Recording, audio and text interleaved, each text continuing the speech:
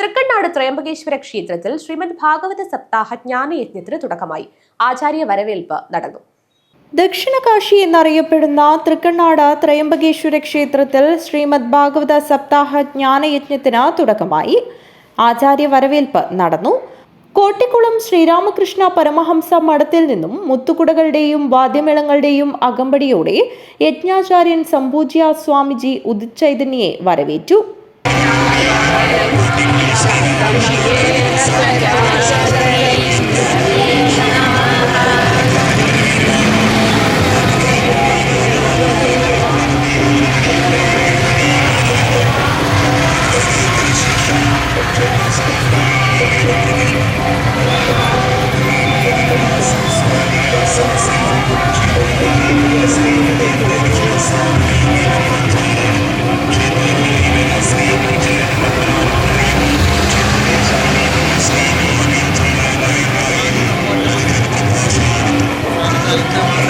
ആചാര്യ വരവേൽപ്പിന് ശേഷം യജ്ഞശാലയിൽ പ്രതിഷ്ഠിക്കാനുള്ള കൃഷ്ണവിഗ്രഹം യജ്ഞവേദിയിൽ പ്രതിഷ്ഠിച്ചു.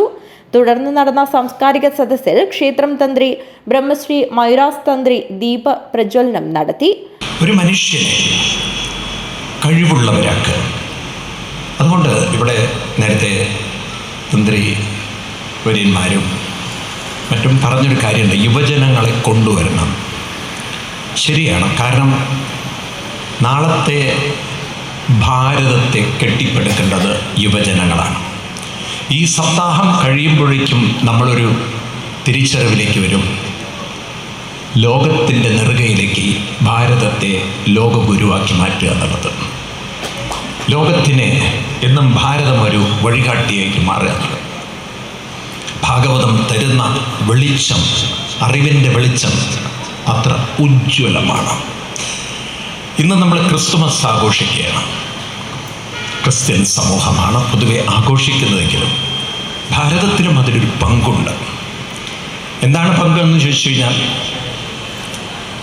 ക്രിസ്തു ജനിച്ച രാത്രിയിൽ പറയുന്നത് കിഴക്ക് നിന്നൊരു പണ്ഡിതൻ വന്നിട്ടാണ് അദ്ദേഹത്തിൻ്റെ പിതാവ് ജോസഫിനോട് പറയുന്നത്, ഈ കുട്ടിയിൽ ചില മഹിമകളുണ്ട്, കുട്ടിയെ രക്ഷിച്ചുകൊള്ളൂ. കിഴക്ക് നിന്നുള്ള പണ്ഡിതൻ, കിഴക്ക് നിന്നുള്ള ഭാരതമാണ്. ക്രിസ്തു ജനിച്ചു എന്ന് പറയുന്നത് ഇസ്രായേലാണ്. അപ്പോൾ ഇസ്രായേലിൻ്റെ കിഴക്ക് ഭാരതമാണ്.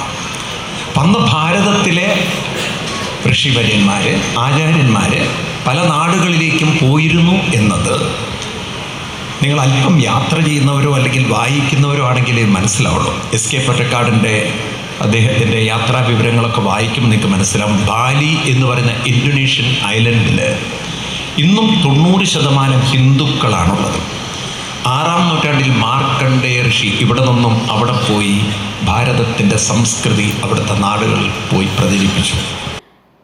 ക്ഷേത്രം തന്ത്രി ബ്രഹ്മശ്രീ ഉച്ചില്ലത്ത് പത്മനാഭ തന്ത്രി, ക്ഷേത്ര മേൽശാന്തി ബ്രഹ്മശ്രീ നവീൻ ചന്ദ്ര കായർത്തായ എന്നിവർ അനുഗ്രഹ ഭാഷണം നടത്തി. ചെയർമാൻ ശിവരാമൻ മേസ്ത്രി അരവത്ത് അധ്യക്ഷത വഹിച്ചു.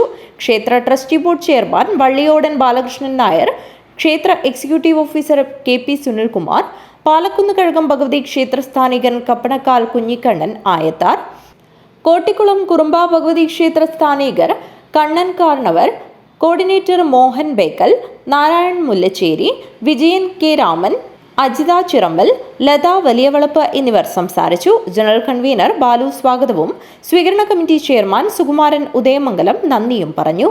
News bureau, Kanhangad.